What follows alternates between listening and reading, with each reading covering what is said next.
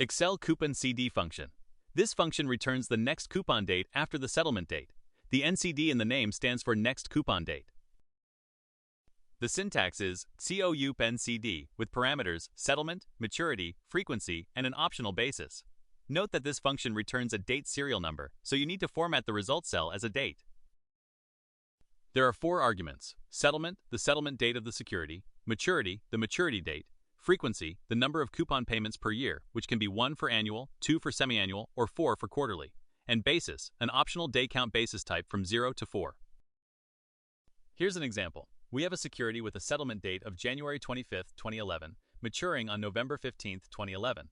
The coupon frequency is semi-annual, and we use an actual over actual day count basis.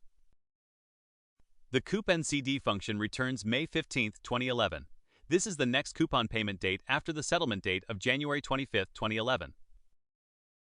Watch out for common errors. A value error occurs when settlement or maturity is not a valid date.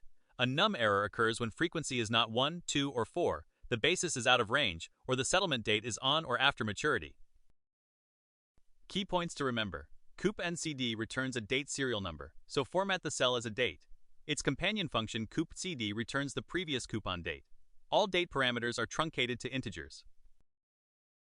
Thanks for watching. If you found this tutorial helpful, don't forget to like and subscribe for more Excel tips and tricks. See you in the next one.